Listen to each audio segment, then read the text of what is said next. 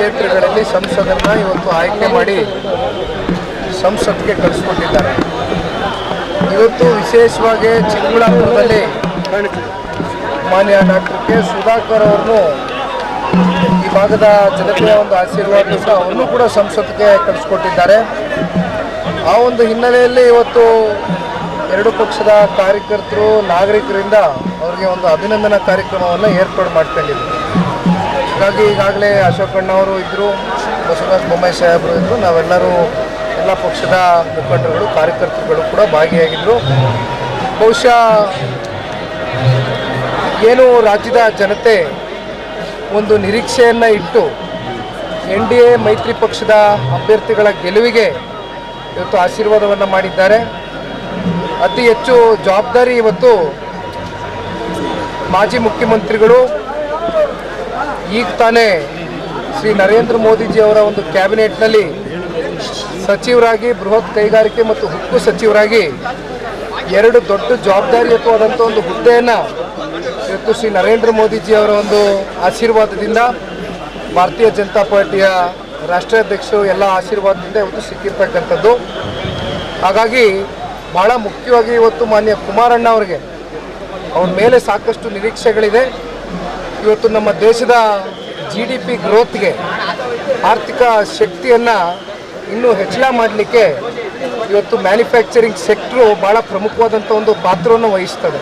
ಹಾಗಾಗಿ ಇವೆರಡು ಹುದ್ದೆಗಳು ಕೂಡ ಭಾಳ ಅತ್ಯಂತ ಜವಾಬ್ದಾರಿಯುತವಾದಂಥ ಹುದ್ದೆ. ಈಗಾಗಲೇ ಮಾನ್ಯ ಕುಮಾರಣ್ಣ ಅವರು ಅವರ ಕೆಲಸ ಕಾರ್ಯಗಳಲ್ಲಿ ತೊಡಗಿಸ್ಕೊಂಡಿದ್ದಾರೆ, ಭಾಳ ಕಾರ್ಯೋನ್ಮುಖರಾಗಿ ಕೆಲಸ ಶುರು ಮಾಡಿದ್ದಾರೆ. ಬಹುಶಃ ಇನ್ನು ನನಗೆ ನಾಳೆ ದಿನ ಭದ್ರಾವತಿಗೂ ಕೂಡ ಮಾನ್ಯ ಕುಮಾರಣ್ಣವರು ಭೇಟಿ ಕೊಡ್ತಕ್ಕಂಥ ಒಂದು ಚಾನ್ಸಸ್ ಇದೆ, ಅದು ಇನ್ನೂ ಕನ್ಫರ್ಮ್ ಆಗಿಲ್ಲ.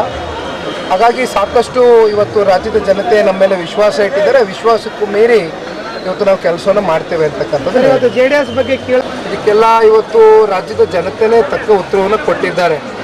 ಹಾಗಾಗಿ ಇವತ್ತೇನು ಆಶೀರ್ವಾದ ಮಾಡಿದ್ದಾರೆ, ಇವತ್ತು ನಾವು ಜಾಸ್ತಿ ಇವತ್ತು ನಾವು ಜನ ನಮಗೆ ಆಶೀರ್ವಾದ ಮಾಡಿರ್ತಕ್ಕಂಥ ನಿಟ್ಟಿನಲ್ಲಿ ನಾವು ಕೆಲಸದಲ್ಲಿ ಇವತ್ತು ನಾವು ನಮ್ಮ ವಿಶ್ವಾಸವನ್ನು ಸಂಪಾದನೆ ಮಾಡಬೇಕಾಗ್ತದೆ. ಹಾಗಾಗಿ ಮಾತು ಕಮ್ಮಿ ಮಾಡಿ ಕೆಲಸ ಮಾಡಬೇಕಾಗ್ತದೆ. ಚುನಾವಣೆ ಕಳೆದಿದೆ, ಈಗ ವಾದ ಪ್ರತಿವಾದಗಳೆಲ್ಲ ಮುಗಿದೋಗಿದೆ, ಜನ ತೀರ್ಪು ಕೊಟ್ಬಿಟ್ಟಿದ್ದಾರೆ ಅಂತಿಮವಾಗಿ. ಹಾಗಾಗಿ ಇವತ್ತು ಒಂದು ಹೊಸ ಅಧ್ಯಾಯ ಪ್ರಾರಂಭ ಆಗಿದೆ.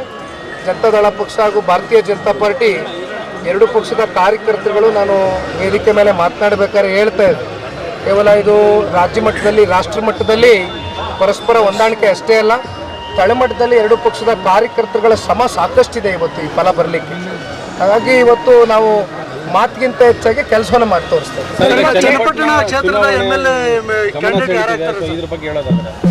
ಎರಡು ಉಪಚುನಾವಣೆಗಳು ಆಗಬೇಕಾಗಿದೆ. ಹಾಗಾಗಿ 3 ಕ್ಷೇತ್ರಗಳಲ್ಲಿ ಉಪಚುನಾವಣೆಗಳು ಆಗ್ತಕ್ಕಂಥದ್ದು ಇನ್ನೊಂದು 6 ತಿಂಗಳಲ್ಲಿ ಆಗಬೇಕಾಗ್ತದೆ.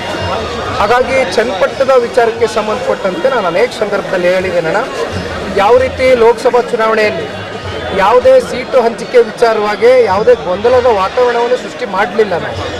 ಅದೇ ರೀತಿ ಚನ್ನಪಟ್ಟಣ ಇರ್ಬೋದು, ಇನ್ನು 2 ಕ್ಷೇತ್ರಗಳಲ್ಲೂ ಕೂಡ ಅತ್ಯಂತ ಸುಗಮವಾಗಿ ಎರಡು ಪಕ್ಷದ ರಾಜ್ಯ ನಾಯಕರು ಇರ್ಬೋದು, ರಾಷ್ಟ್ರೀಯ ನಾಯಕರು ಇರ್ಬೋದು, ಜೊತೆಯಲ್ಲಿ ಭಾಳ ಮುಖ್ಯವಾಗಿ ತಳಹಂತದ ಕಾರ್ಯಕರ್ತರುಗಳು ಕ್ಷೇತ್ರಗಳಲ್ಲಿ ಏನು ಅಭಿಲಾಷೆ ಇದೆ ಅದನ್ನು ಕೂಡ ನಾವು ಕ್ರೋಢೀಕರಿಸಿಕೊಂಡು ಒಂದು ಒಳ್ಳೆಯ ತೀರ್ಮಾನಕ್ಕೆ ಬರ್ತೀವಿ. ನಡಿ ಅಣ್ಣ, ಒಂದು ನಾನು ಹೇಳುವಂಥದ್ದು, ಧಾರ್ಮಿಕ ಶ್ರೀಗಳು ಇವತ್ತು ಒಂದು ಸಮಾಜಮುಖಿಯಾಗಿ ಕೆಲಸ ಮಾಡ್ತಕ್ಕಂಥವ್ರು. ಬಹುಶಃ ಕೆಲವೊಂದಷ್ಟು ಈಗಾಗಲೇ ಟೀಕೆಗಳು ಅವ್ರ ವಿರುದ್ಧವಾಗಿ ಅವರ ಹೇಳಿಕೆಗಳಿಗೆ ಸಾಕಷ್ಟು ಟೀಕೆಗಳು ವ್ಯಕ್ತಪಡಿಸಿದ್ದಾರೆ, ಅವರವ್ರದೇ ಆದಂಥ ರೀತಿಯಲ್ಲಿ ಟೀಕೆಗಳು ಮಾಡಿದ್ದಾರೆ.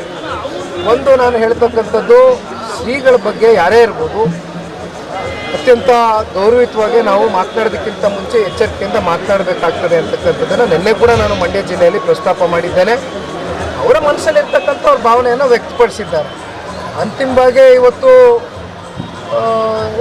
ಈ ತೀರ್ಮಾನಗಳು ತಗೊಳ್ತಕ್ಕಂಥದ್ದು ಕಾಂಗ್ರೆಸ್ ಪಕ್ಷಕ್ಕೆ ಬಿಟ್ಟಂಥದ್ದು.